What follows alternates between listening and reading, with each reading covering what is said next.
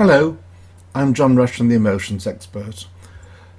Today I'm going to be talking about my life skills or your life skills.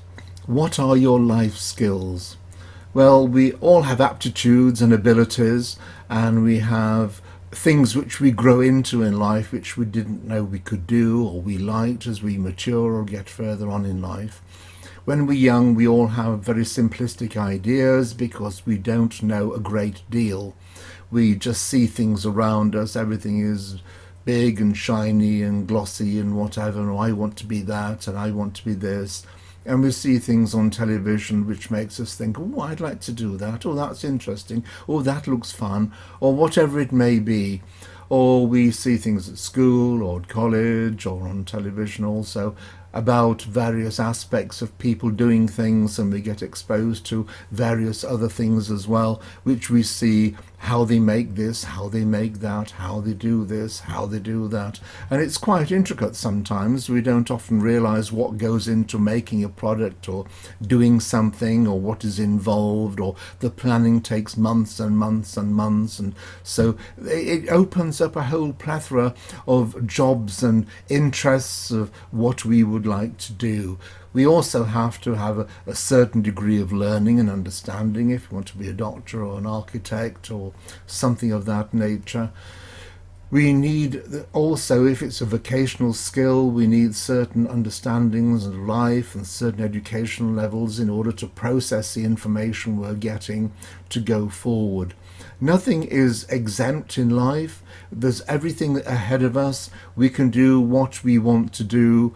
But one of the things which a lot of people get let down upon is that they are good at one thing, but it's not necessarily what they want to do.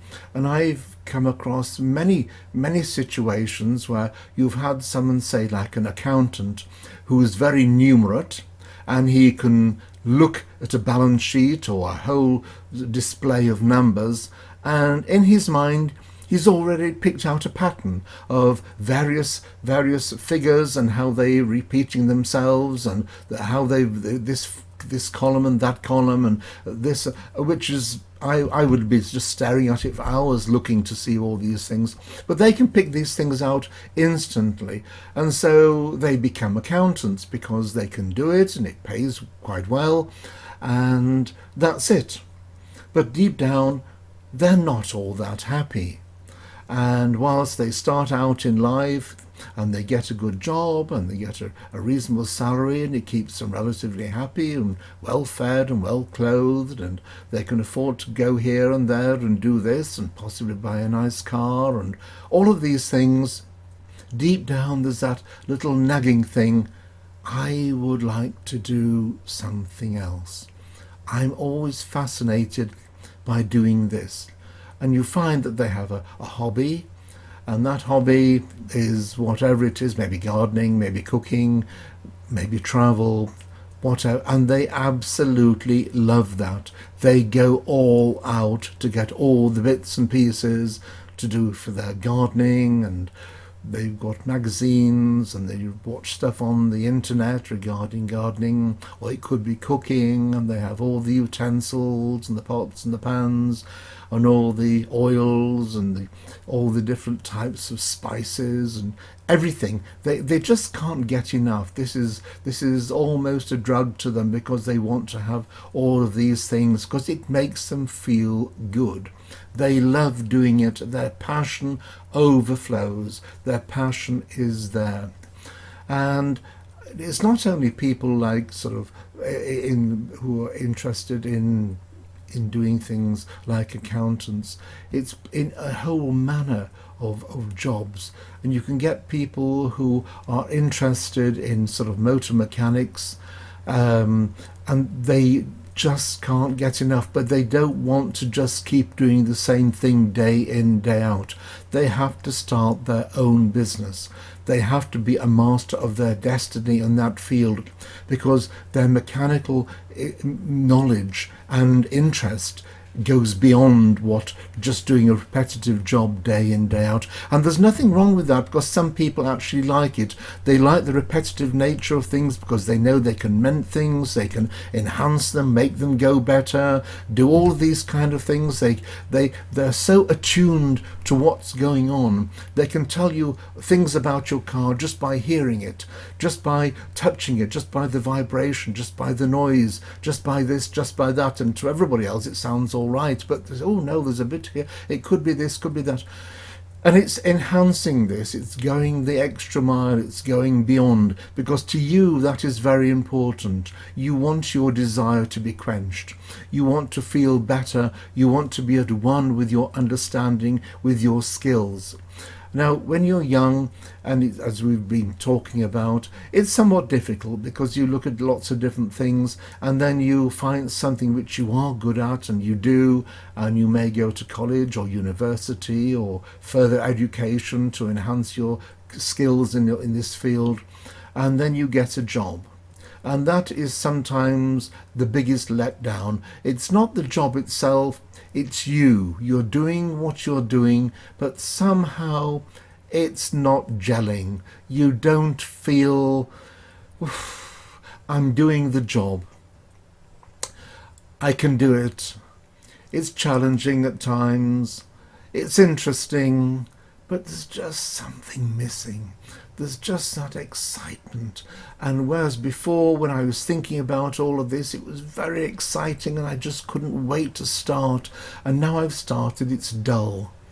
There's just something which is missing from me. I'm not giving my input. I'm giving you my technical knowledge, which is fine. It's what you're paying me for and it's what I'm doing. But I need to understand a little bit more. And it's this taking control of how you think and feel. It's not listening to your parents at all, because they may know you quite well, obviously, your parents, but deep down you have now developed something which they're not akin to anymore. You developed a maturity which they're not part of.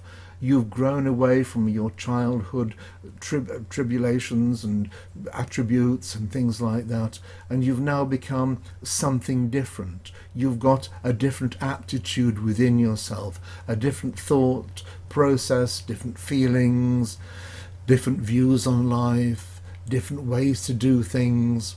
And also there are other things in life now which you are always interested in seeing, and somehow those have actually rubbed off on what you're doing.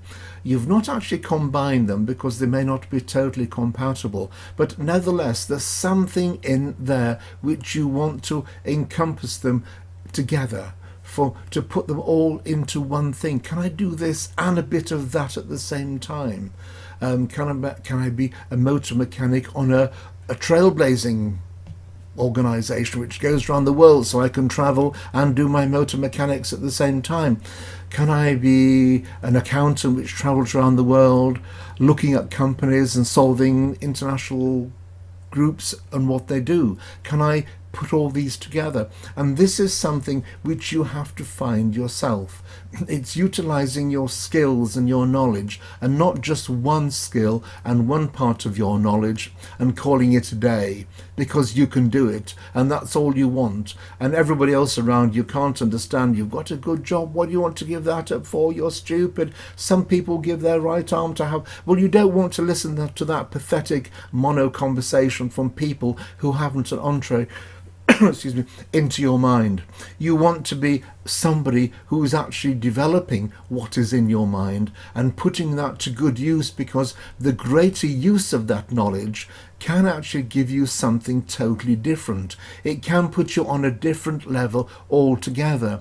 If you will allow, like electronics or radio, and you like food and you like this, it doesn't necessarily mean you want to be a chef on TV or radio or something. It means you want to develop something which will encompass that, maybe on a global food scale or something, and put them together and think, well, I do this and I do this and I like traveling and I've been to this country. So you've got knowledge now of 15, 20 countries, quite good knowledge. You've got knowledge of their foods, and not just a TV knowledge of sort of, oh, I've been there on holiday and I saw this and this and this and this is what they do and I've made this dish. Something more intricate than that, something which you can develop. And it's important you do this. And the same if you like gardening, or you like fashion or fragrances, you're in the cosmetic world, you want to develop something.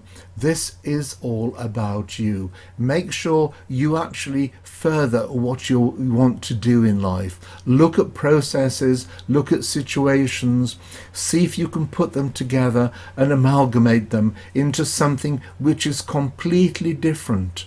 It's like a lot of these coffee shops, and you say, I'd like to own a coffee shop. Then of course people around say, oh, there are lots of big high street coffee shops. They will push you into second place. They will wipe the floor with you. You can't compete against them. But you don't want to compete against them, because they all started competing against one another, and the vast majority have done exceptionally well.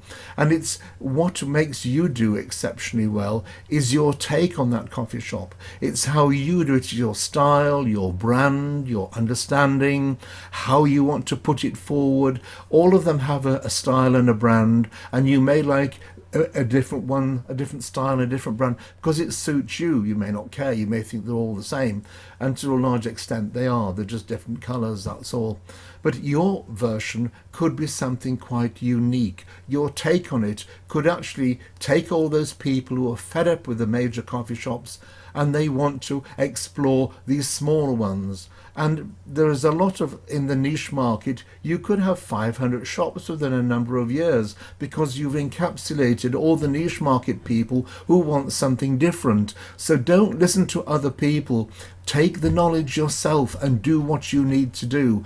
Go where you want to go. Do anything. Explore, experiment, fail, fail, fail, fail, fail, because if you fail, you've done 1,000 times more than somebody who has never failed, because they've always played safe. They're dull and boring and pathetic.